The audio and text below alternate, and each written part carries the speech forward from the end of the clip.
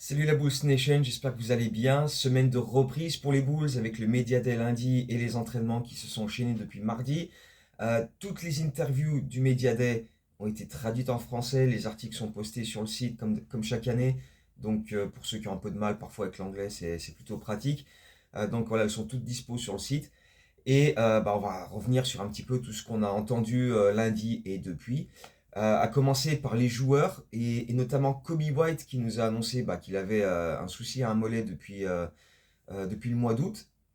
Et donc le staff médical fait très très attention à ça pour ne absolument rien précipiter, le reposer au maximum, faire en sorte qu'il soit prêt le 22 octobre quand on reçoit Détroit pour notre opening night de la saison régulière.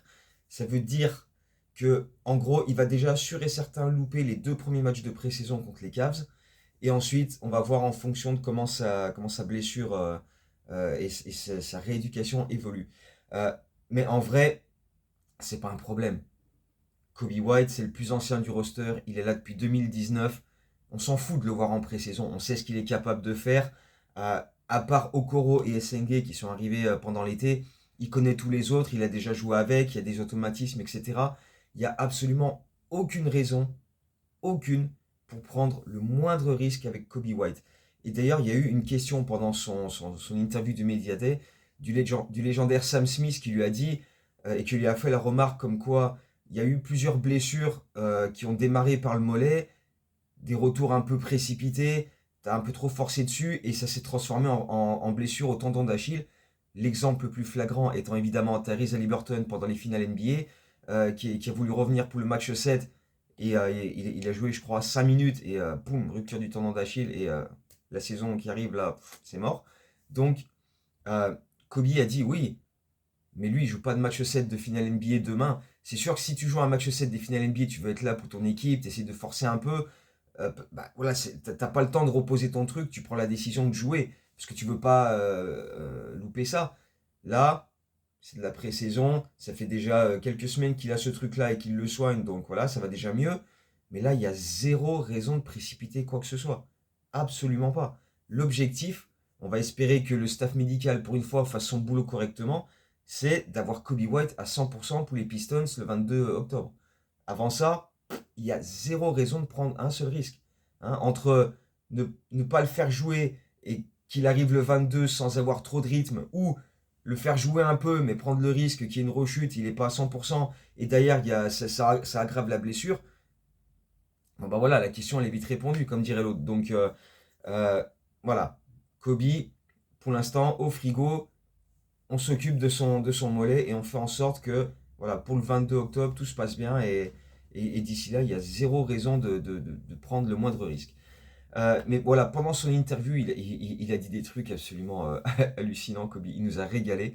Notamment cette histoire, cette anecdote avec Josh Giddey, parce que quand Josh Giddey est arrivé l'an dernier, Kobe lui posait beaucoup de questions sur l'Australie, parce qu'il disait, voilà, je suis un gars assez curieux, j'aime bien découvrir des trucs sur des cultures différentes et tout. Et donc il posait des questions à Josh Giddey, qui s'est un peu en gros foutu de sa gueule et lui a fait croire que en Australie, les ours tombaient des arbres. C'est une blague assez courante en Australie où voilà, quand ils disent aux touristes, ouais, voilà, ici, nous, on a des ours qui tombent des arbres. En fait, c'est une blague assez réputée et courante par là-bas, qui font souvent aux touristes pour les piéger un petit peu.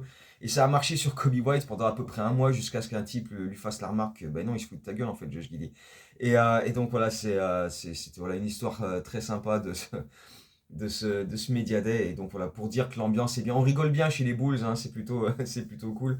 Euh, mais voilà, ça permet de faire la transition sur Josh Giddey, parce qu'évidemment, on attendait de l'entendre après le contrat qu'il a signé cet été. Il a parlé évidemment de ce contrat, de son nouveau rôle, du leadership qu'il veut prendre dans l'équipe.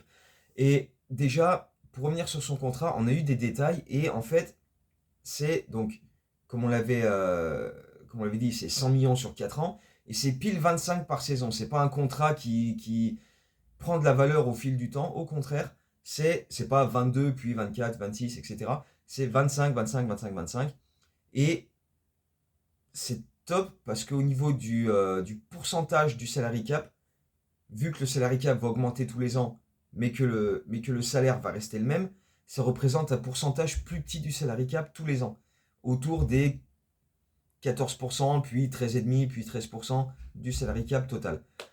Donc c'est une très très bonne chose. D'ailleurs, le contrat de Trey Jones, 24 millions sur 3 ans, c'est pareil, 8 millions pile chaque année. Il n'y a pas 7, puis 8, puis 9, il n'y a pas d'augmentation. Donc c'est le même salaire tous les ans, mais comme le cap augmente, et ben c'est le pourcentage du salary cap que prend ce salaire qui, qui se réduit au fil des ans, et donc ça donne plus de marge financière pour les années futures. Et donc ça, c'est une très très bonne chose. Donc pour une fois que les dirigeants font un truc correct, qui fait sens, il faut le dire aussi. Donc voilà, c'est une bonne chose. Et donc Guidi a parlé de ce contrat et du fait qu'il n'allait pas aller sur le parquet en disant, voilà, moi au départ je demandais 30 et je vais prouver que je méritais 30, ou même que je veux justifier les 25, c'est pas son but. Il s'inscrit dans une logique beaucoup plus collective. Il n'est pas là pour dire, ouais, je vais prouver que je suis All-Star et que je mérite mon contrat. Voilà, il se focalise sur son rôle de meneur, aider les autres autour de lui à devenir meilleurs et surtout être un leader dans cette équipe en précisant que voilà, c'est un joueur qui parle beaucoup sur le parquet du fait de sa position de meneur de jeu, où il doit placer tout le monde, mettre les systèmes en place, etc. Mais c'est pas un gars qui parle énormément, genre pendant les temps morts ou quand il y a un arrêt de jeu, tu vois.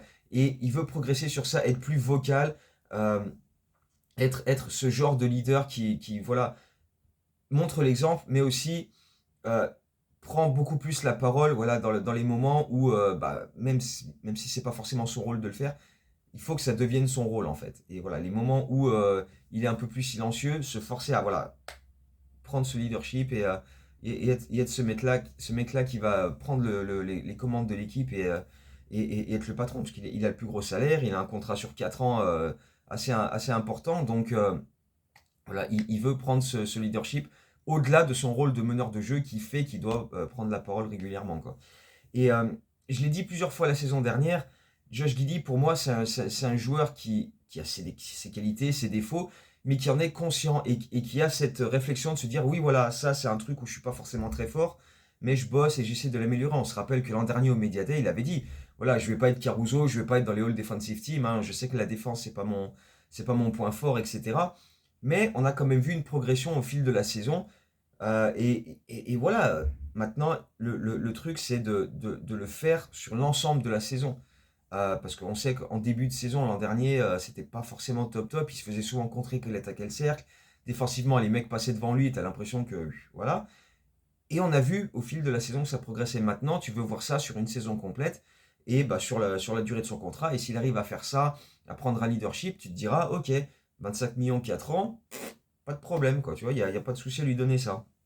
Et voilà, sachant que c'est un mec qui est quand même encore assez jeune, mais qui a l'esprit de se dire, ouais, il faut que je bosse sur ces trucs-là, j'ai quand même assez confiance dans le fait qu'il va être capable de franchir le palier et faire ce qu'il faut parce qu'il a cette intelligence de se dire, ouais, voilà, je suis pas un produit fini, je sais qu'il faut encore progresser sur plein de trucs, donc voilà, j'ai quand même assez confiance en Josh Giddey pour franchir ces étapes et devenir un mec vraiment important de cette équipe. Parce que voilà, on entend souvent dire, on a souvent entendu pendant l'été dire que les Bulls iront aussi loin que Matas va les emmener avec sa progression. Mais Josh Giddey va être également un élément très très très important du futur des Bulls. Et la manière dont il va être capable de prendre le leadership et de monter en puissance, ça va également être un facteur très intéressant sur comment la saison des Bulls va se dérouler cette année et également les suivantes, avec quelle ambition, etc. Quoi. Donc voilà. Transition aussi, là encore, on parlait de Matas et de son année 2. Et lui aussi, il a régalé pendant ce Media Day parce qu'il a parlé de son travail pendant l'été, notamment du fait de prendre du muscle, mais savoir faire la balance entre prendre du muscle, mais pas perdre en vitesse et en explosivité et en mobilité. C'est ce qu'on a dit dès l'an dernier. C'est toujours un challenge pour un jeune joueur NBA, prendre, surtout à ce poste-là, être capable de prendre du muscle, prendre du poids, s'étoffer physiquement, mais pas perdre en mobilité et en vitesse. Et on sait que Mata, c'est quand même quelque chose qui est une partie importante de son jeu. Donc, il a pris du muscle, il a pris des épaules, il a pris du haut du corps, mais pas énormément. Il n'est pas passé de ça à ça, tu vois, donc non plus. Parce que voilà, tu ne peux pas trop perdre de l'autre côté, quoi. Il y a un équilibre quand même à trouver. Et, euh, et donc, c'est quelque chose qu'il a énormément bossé. Et il a aussi parlé de certains objectifs comme le fait de vouloir devenir most improved, voilà, le joueur ayant le plus progressé. Ça fait quand même très très longtemps en NBA qu'il n'y a pas un joueur qui a été élu Most Improved dans sa deuxième année. Hein, c'est souvent en troisième, quatrième année, etc. Après avec des rôles différents, etc. Mais euh, ma foi, Matas aime se donner des objectifs élevés. Hein. On se rappelle que l'an dernier, en pleine saison, il a dit je veux être le meilleur joueur à avoir joué au basket. Donc voilà, c'est parfois pas forcément très, très réaliste, mais au moins il n'a pas peur de se donner des objectifs élevés et de tout donner et de bosser pour ça. Et c'est aussi un joueur qui a beaucoup insisté sur le fait qu'il veut être coaché voilà, à la dure. Et s'il faut lui gueuler dessus en plein match ou en pleine séance vidéo devant tout le monde en lui disant tu fais pas ce qu'il faut, voilà, faut que tu donnes plus, etc. Il n'a pas de problème avec ça. Et il a dit au coaching staff, voilà, faut pas hésiter à me responsabiliser, à me gueuler dessus, etc., à me mettre devant le fait accompli que voilà, si j'en fais pas assez, faut me bouger, quoi. Et c'est une mentalité importante pour un jeune joueur, donc, et je pense que c'est une étape nécessaire aussi pour lui, pour qu'il devienne à terme un élément majeur de cette équipe et un gars sur lequel on va dire, voilà, on a Josh Giddey sur du long terme, on va voir ce qu'on va faire avec Kobe White et avec Ayo, etc., parce qu'ils sont en fin de contrat cette année. Mais Matas doit être dans le projet futur et à quel niveau il va faire partie de ce projet. Et donc voilà, sa progression, cette année 2 elle va être extrêmement importante pour lui et elle va être extrêmement intéressante à suivre pour voir comment il va être capable de s'adapter, puisque les défenses vont s'adapter à lui. T'as plus cet élément de surprise de la première saison où tu sors du banc et les mecs se disent tiens, c'est qui celui-là et on, ça parlait pas de lui dans le scouting report etc.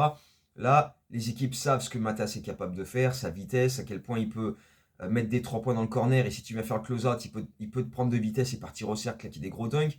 Donc, les défenses vont s'adapter. Et ça va être à lui maintenant de dire, ok, il faut que je prenne un temps d'avance sur ce que les défenses vont faire sur moi et être capable de surprendre. Et il a dit qu'il a eu des discussions avec Ayo Dosunmu qui, lui, en deuxième année, avait pas mal galéré. Et après, en année 3, 4, 5, il a été bien meilleur que ça. Mais voilà, l'année 2 d'Ayo Dosunmu avait été quand même pas mal compliquée parce que les défenses avaient pris l'ascendant sur lui et il a mis du temps à vraiment s'adapter à ça et trouver des solutions pour vraiment être au-dessus et prendre un temps d'avance sur les défenses et être meilleur. Donc il y a eu des discussions entre lui et Matas pour faire en sorte que bah, Matas évite ce piège au maximum et soit capable dès le début d'avoir un impact.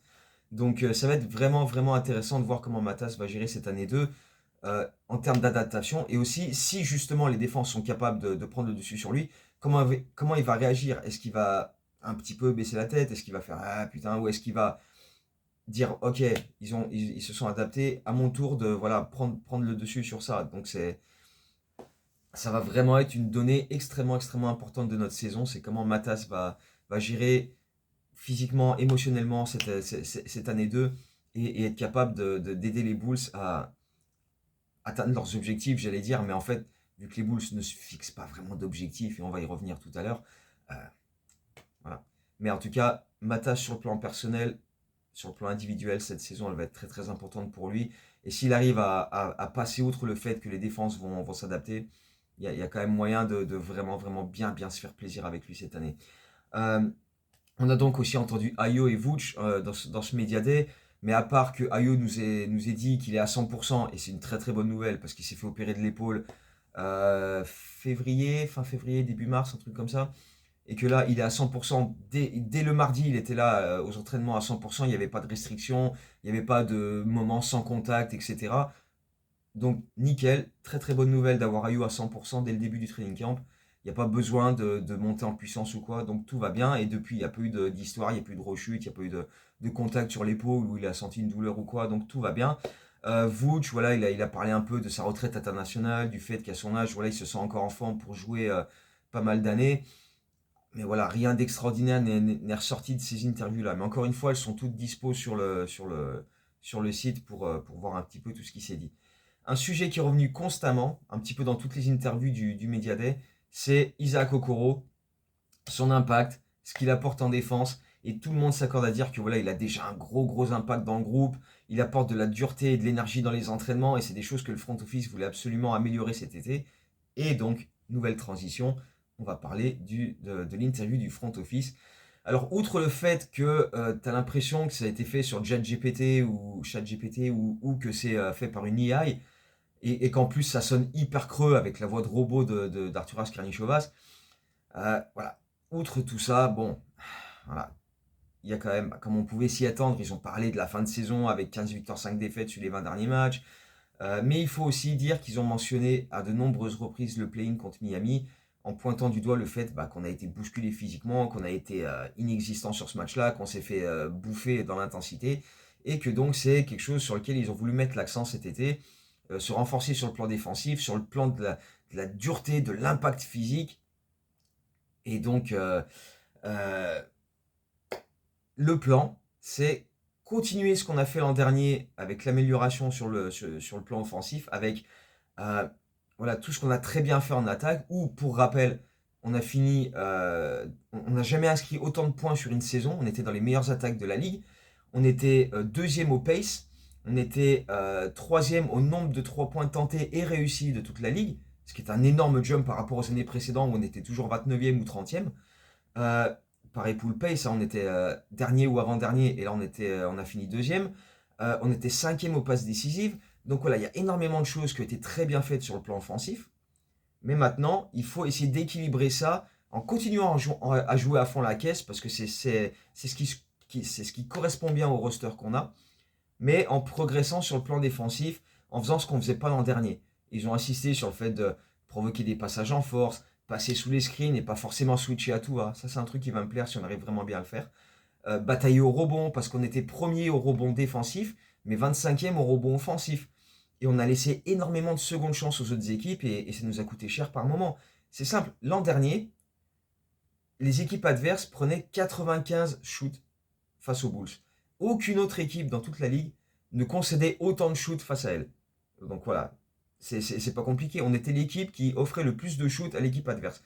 Parce que au rebond offensif, on laissait les mecs voilà, obtenir des secondes chances, mettre des claquettes, etc. Donc les mecs avaient des extra possessions. Et du coup, on concédait beaucoup plus de shoots que n'importe quelle autre équipe de la ligue. Donc l'accent a été mis sur le fait de jouer plus physique, de mettre plus d'intensité. Tu dirais que les mecs, ils ont tradé Caruso l'an dernier, puis ils se disent, ah tiens, en fait, on n'est pas bon défensivement. Eh bah oui, mon con, si tu lâches un mec all defensive team, tu te rends compte tout de suite que tout de suite derrière, c'est beaucoup moins fort. Donc là, ils ont essayé de rattraper un peu le coup. Isaac Okoro, ça reste une bonne signature qui s'inscrit dans cette logique, dans leur logique en tout cas. Donc pourquoi pas. Mais quand ils te ressortent le même couplet que les années précédentes, en prenant la patience, parce qu'on a débuté un nouveau projet, on construit sur la durée, on développe les jeunes, et on n'a toujours pas de véritable objectif. D'ailleurs, Karnichovas l'a dit de facto, je ne fixe pas d'objectif à ce groupe. Voilà, ça permet de ne pas te faire défoncer, parce que si tu n'as pas d'objectif, personne ne peut venir te voir et te dire, t'as pas rempli les objectifs. Mais on n'en avait pas, hein. On n'a pas fixé d'objectif, tu peux pas nous dire. Donc tu vois, il y a encore des excuses, on a déjà des explications pour dire, on peut pas se faire allumer sur le fait qu'on n'a pas atteint nos objectifs, on n'en a pas. On n'a pas d'objectif. Donc voilà. Donc ça c'est des trucs qui me fatiguent, et c'est toujours la même chose quand tu entends Karnichovas. Donc voilà, c'est bien de l'entendre que 3 fois dans l'année, c'est limite 3 fois trop, mais enfin bon. Euh, mais après, j'ai envie d'être optimiste et me dire, ok, on a de quoi faire de bonnes choses dans cette équipe. Et on l'a vu par moment l'an dernier, hein, tout n'a pas été catastrophique. Hein, encore une fois, la fin de saison, tout ce que tu veux, mais ça reste difficile d'imaginer autre chose qu'une équipe du milieu de tableau qui sera contente d'aller en play-in si on y va, parce que c'est bien pour l'expérience des jeunes joueurs, etc., qu'on continue de les développer, blablabla, mais sans chercher à faire plus que ça, quoi. Les mecs dans cette franchise continuent de gagner du temps année après année sans avoir à rendre de compte, mais enfin bon. Bref, donc depuis ces déclarations lundi, on a eu pas mal de vidéos des entraînements qu'on a pu suivre, et c'était plutôt sympa. On a Patrick Williams qui s'est légèrement tordu la cheville mercredi, mais dès jeudi, il était de retour aux entraînements, et il a fait la séance complète sans souci. Donc petite alerte, mais très très très très légère, donc rien de bien dangereux. Guidi, jeudi, a- a été laissé au repos sur quelques portions de l'entraînement, donc petit signal danger, mais enfin c'est pas, voilà, ça a pas l'air d'être très très grave non plus. Il a surtout été ménagé plus qu'autre chose. Mais bon, après, avec ce staff médical, hein, tu sais jamais non plus. Donc voilà, faut quand même surveiller ça.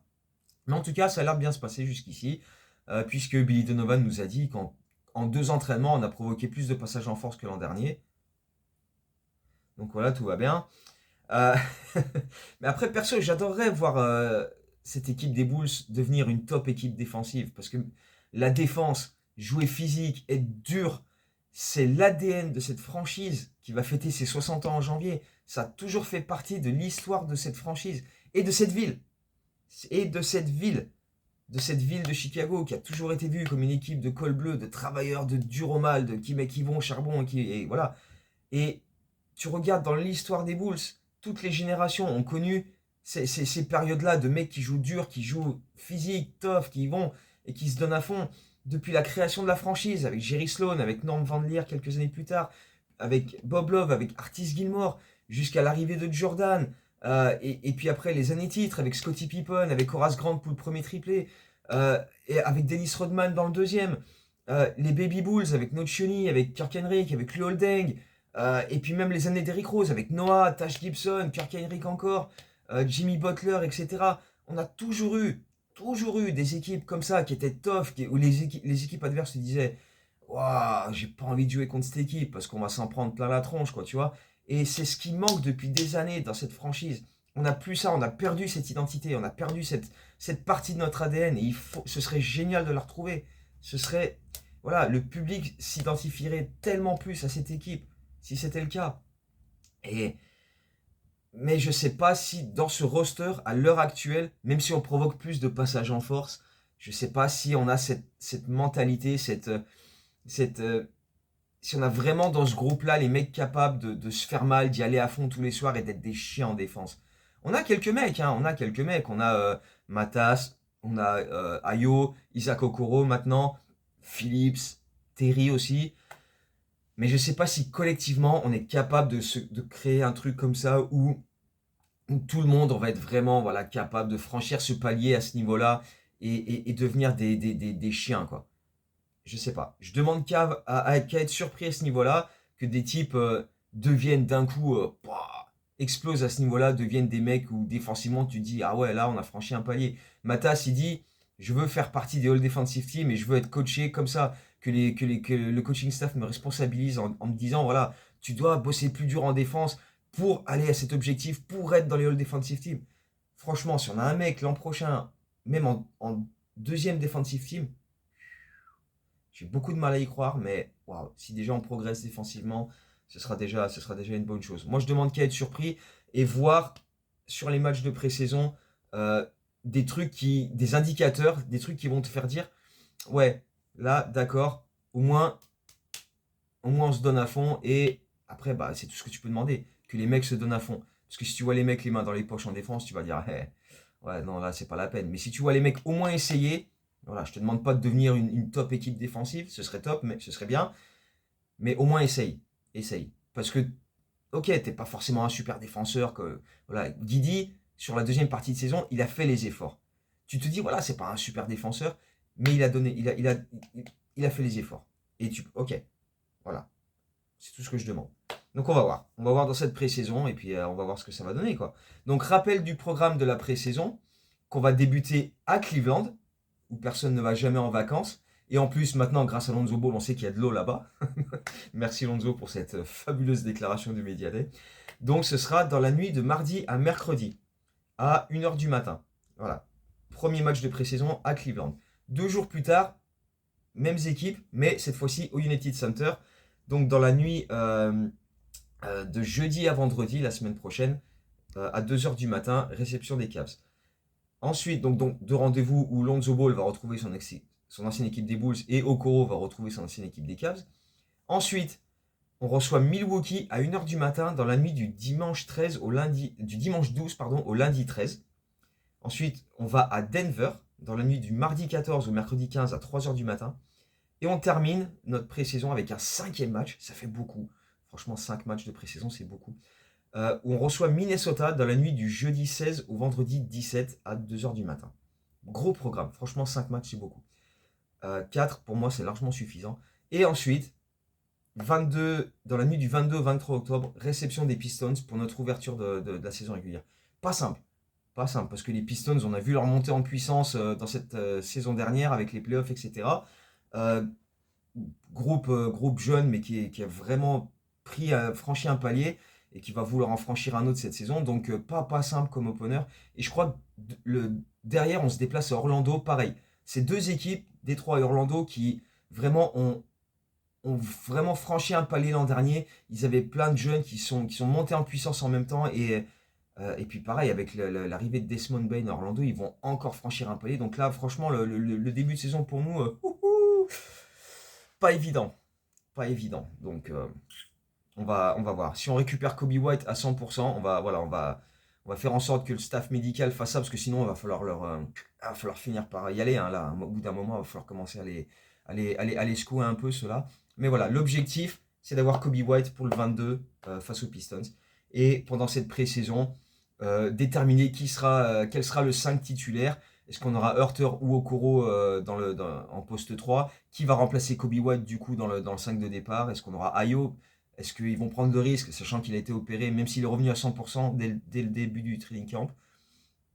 Ou est-ce qu'ils vont donner des minutes à Terry, etc. On va voir.